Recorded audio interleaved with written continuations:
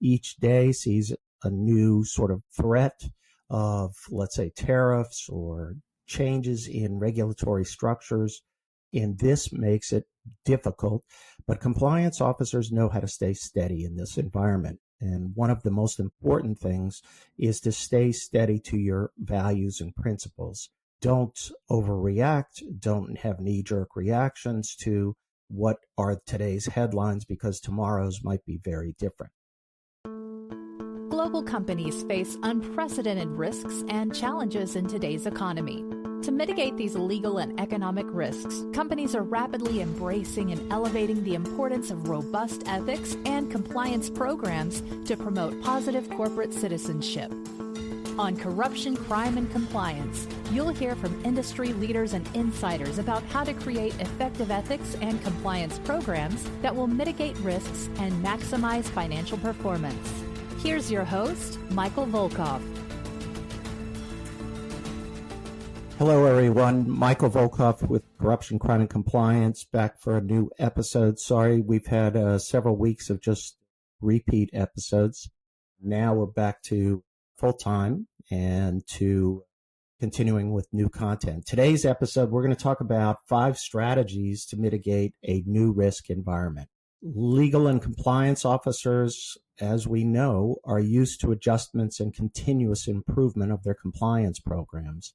But in today's world, we're seeing new challenges in terms of rapidly and volatile changing of risk profiles, particularly in the trade area for obvious reasons, with tariffs, sanctions, imports, exports, all raising new risks and new concerns. So building and maintaining an effective ethics and compliance program never ends, as we know. It is a continuous process. And to this end, in the environment of rapid change, or what I call volatile change, compliance officers know how to remain steady and focus on emerging risks. The strategies are often similar, but the substance differs when new threats are identified. What is unusual about the current environment is the rapid change. Each day sees a new sort of threat of, let's say, tariffs or changes in regulatory structures, and this makes it difficult. But compliance officers know how to stay steady in this environment. And one of the most important things is to stay steady to your values and principles. Don't overreact. Don't have knee-jerk reactions to what are today's headlines, because tomorrow's might be very different. So as a guide, I thought we could talk about 5 effective strategies for mitigating risk, adapting to volatile risks, and continuing to build ethics and compliance programs in this new risk environment. The first and perhaps most important, and nobody's going to be surprised by this, is to rely upon your company's culture of ethics and compliance. This is your most important strategy, and it's the most important mechanism you have to maintain effective controls. And it is the way to emphasize the importance of adhering to your corporate culture of ethics and compliance. You can't shift your culture in response to changing risks, which may not last for longer than, let's say, a week.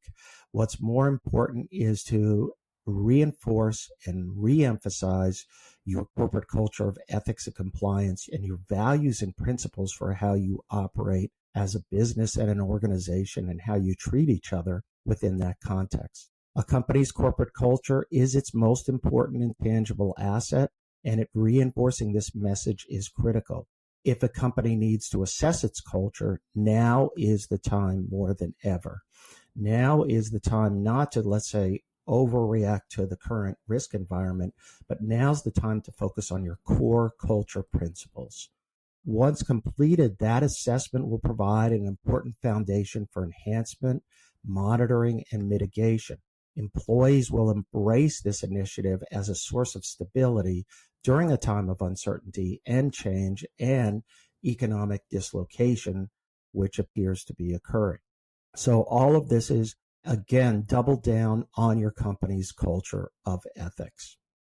Second, as a second strategy, we need to conduct a streamlined and updated risk assessment. Now, this is for legal and compliance to conduct a relatively quick risk assessment to capture new risk areas: trade, export and import, tariffs, immigration. We're seeing a lot more focus on supply chain disruption. And how do we manage those risks from a business perspective and from a legal and compliance risk? And we also need to promote third-party transparency. This is something that beneficial ownership and other important elements of third-party risk mitigation have become and are becoming more and more important.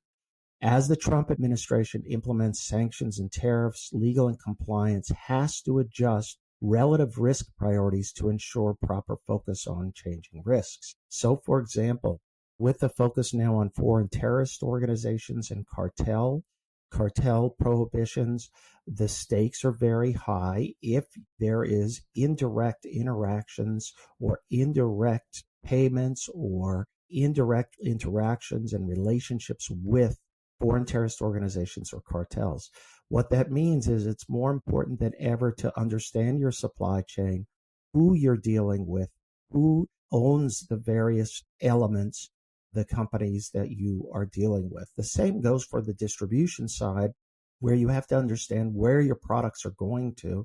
If they're going to ultimately an FTO, or let's say an organization that is owned perhaps by an FTO, then you've got to intervene and stop those activities. The risks here are very high because this is not just a question of, oh, we have a bribery risk with this third party. We have specific legal criminal prohibitions against interactions and dealings with foreign terrorist organizations, such as material support prohibitions. So as the net is cast wider in defining who are the organizations that fall within the FTO category or who are designated cartels, there's a lot more designations going on of these organizations. We have to be really careful about who we're dealing with on the distribution side and who we're dealing with on the supply chain side. Now, the third area we need to look at is, and it's not a new area, but it's one that I think is much more robust, and that is, as we have tariffs that are implemented, compliance with tariffs is going to be a higher priority.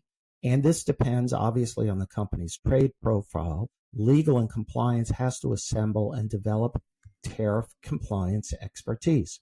If a company's products are subject to tariffs, either on the supply chain and or the distribution channel, the company has to ensure proper classification, which is an important and critical element of your tariff applicability. If you can classify a product that doesn't fall within the tariff definition, then you're going to have the ability to exclude or avoid the tariff.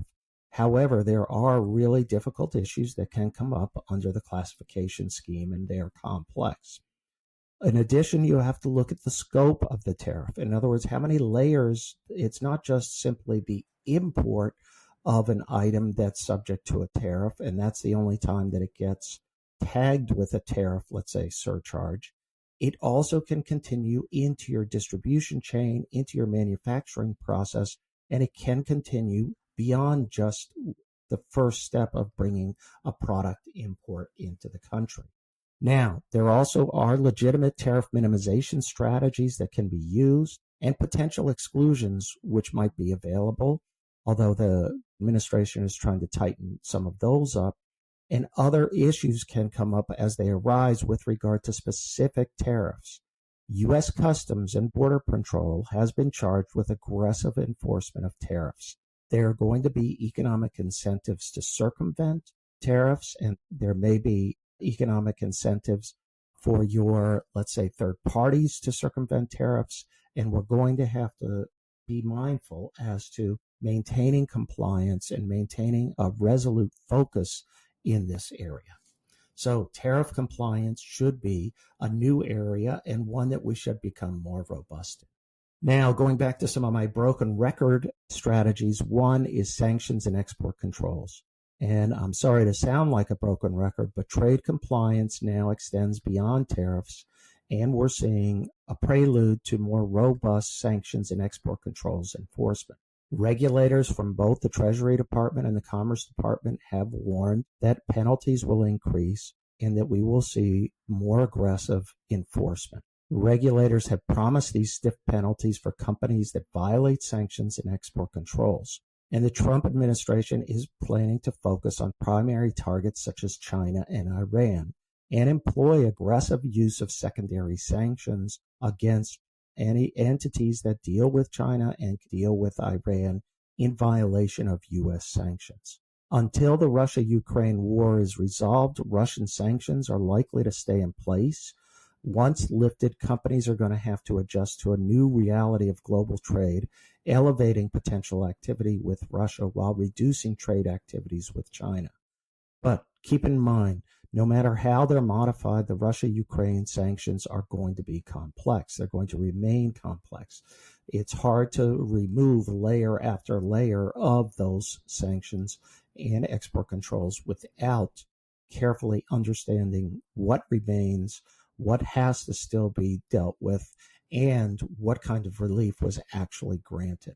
As enforcement risks grow, companies have to focus on third-party trade compliance risks and commit to robust training programs to ensure adequate understanding of these risks.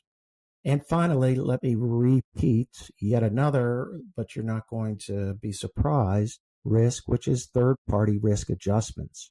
With the FCPA enforcement pause, but the continued international prosecution of bribery cases, but with the new orientation of FCPA enforcement, companies have to adjust their third-party risk profiles to account for trade risks and potential indirect relationships, like I mentioned earlier, with cartels and transnational criminal organizations, TCOs. While this is unlikely to lead to a significant shift in risk ratings, some tweaking or modifications will help the company to focus its resources to uncover potential risky relationships. So those are my top 5. Obviously, there's more to this with, artificial intelligence and other issues coming up as we see with regard to an immigration enforcement, as we see in this new risk environment. But we need to be careful, and companies need to take appropriate steps to implement these 5 new strategies and bring about a better focus and a better risk mitigation strategy in a careful and deliberate manner. Remember, nothing knee-jerk, nothing change just for change's sake, but do it responsibly in response to serious and potential risks. Okay, thanks everybody. We'll see you next week for another episode, and it's good to be back. Thank you again for your time.